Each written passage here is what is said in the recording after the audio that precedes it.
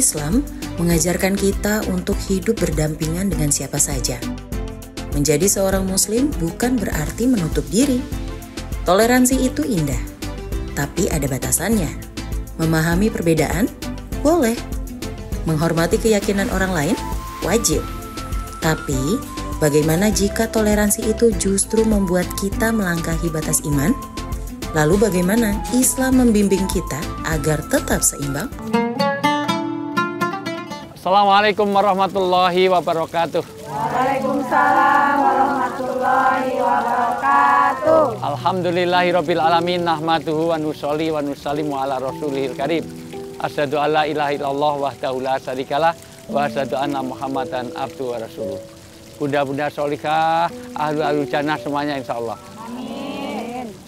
Pemirsa di rumah, di antara puasa ini ada membangun golden rule of ethics. Apa itu golden rule of ethics? Adalah empati, rasa sosial satu dengan yang lain. Makanya orang berpuasa itu sia-sia kalau dia tidak mau beramal sosial. Kalau kamu nggak mau kelaparan, jangan biarkan orang lain kelaparan. Maka toleransi adalah bagian dari ajaran Islam yang sangat penting. Allah berfirman dalam surat Al-Kafirun. Mari kita baca bareng-bareng. A'udzu billahi minasyaitonir rajim. Bismillahirrahmanirrahim.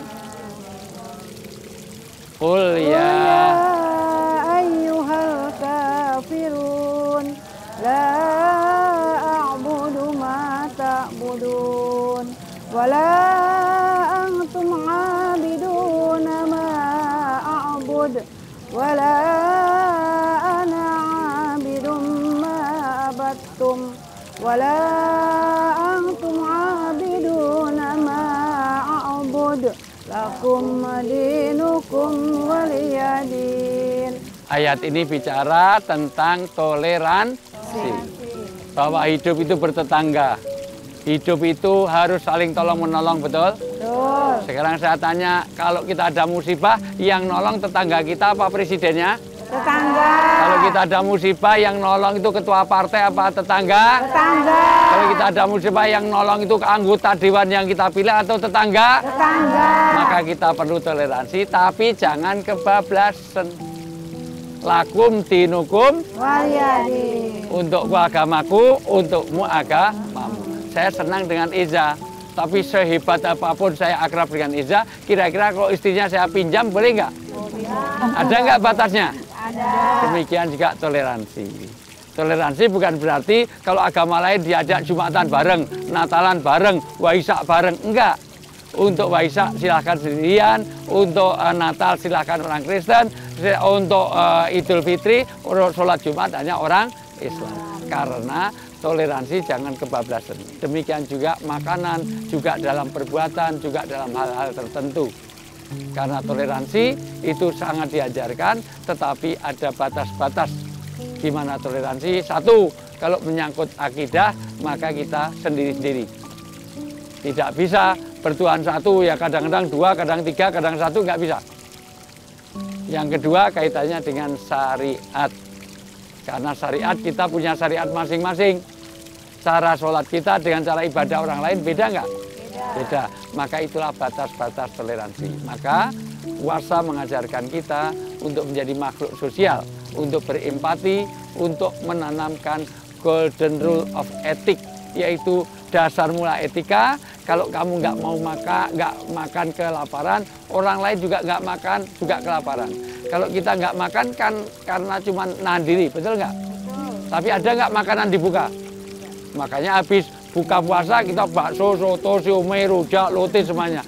Sementara saudara kita nggak makan, memang nggak ada yang dimakan. Maka kepedulian itu penting, toleransi itu penting, tetapi semuanya ada batasnya. Lakum dinukum Waliyadin.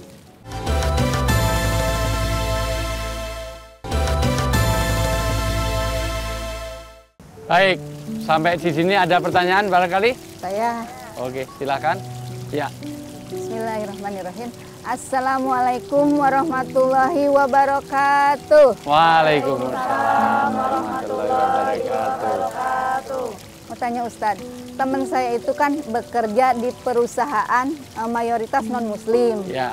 Nah, kemudian di setiap acara kantor itu dia selalu ikut kegiatan yang bertentangan dengan keyakinannya. Nah, di acara itu dia sempat makan makanan yang tidak diperbolehkan oleh Islam. Nah, apakah dia berdosa karena tidak kesengajaan itu? Terima kasih Ustadz. Wassalamualaikum warahmatullahi wabarakatuh. Waalaikumsalam warahmatullahi wabarakatuh. Pertama, setiap pelanggaran kalau dia tidak sengaja atau dia lupa karena tidak tahu, maka insya Allah diampuni. Karena diangkat pena bagi 3 orang. 3 golongan nih, 1 anak bayi yang belum balik. Maka bayi itu kemana-mana nggak pakai baju, nggak pakai celana, dosa nggak? Enggak, ya, karena masih kecil. Tapi kalau kameramen pakai koteka kemana-mana, dosa. Betul nggak? Yang kedua, orang mabuk. Ya. Ketiga, orang tidur, termasuk diantaranya adalah orang yang gila sampai sembuh. Makanya orang gila itu kemana-mana makanin apa-apa nggak dosa. Betul nggak? Ngambilin apa-apa nggak dituntut karena sedang gila. Maka kalau dia tidak tahu, mudah-mudahan Allah maafkan. Tetapi kalau tahu karena ada perbedaan. Artinya apa? Makanan halal kita dengan halalnya orang lain beda nggak? Beda. Kita dilarang makan babi, sementara agama lain boleh nggak makan babi? Boleh. Ya, kita ada najis, orang lain ada najisnya, beda nggak? Beda. Maka harus dijaga. Karena nanti rusaknya agama kalau mencampurkan satu kaitannya dengan makanan. Saya tanya, Nabi Adam diusir dari surga karena apa? Makanan yang... Ya, karena makanan. Saya tanya, diusir karena ngerampok? Enggak. Karena mencuri? Tidak. Karena memperkosa? Tidak. Karena membunuh? Tidak. Karena apa? Karena makanan. Maka hati-hati. Kalau kita tinggal di satu tempat, mungkin kita mayoritas maupun minoritas, tetapi kalau makanannya makanan yang tidak dibolehkan, jangan kita makan. Hati-hati, karena makanan yang haram masuk ke dalam tubuh kita menjadi api neraka yang nanti akan kita pertanggungjawabkan. Ingat, Adam alaihissalam diusir dari surga hanya karena makanan. Hati-hatilah dalam memilih makanan yang halal, thayyib, dan juga higienis. Assalamualaikum warahmatullahi wabarakatuh. Waalaikumsalam warahmatullahi wabarakatuh. A'udzu billahi minasy syaithanir rajim. Bismillahirrahmanirrahim. Qul ya ayyuhal kafirun la a'budu ma ta'budun wala antum 'abiduna ma a'bud wala ana 'abidum ma abattum wala antum 'abiduna ma a'bud lakum dinukum waliyadin.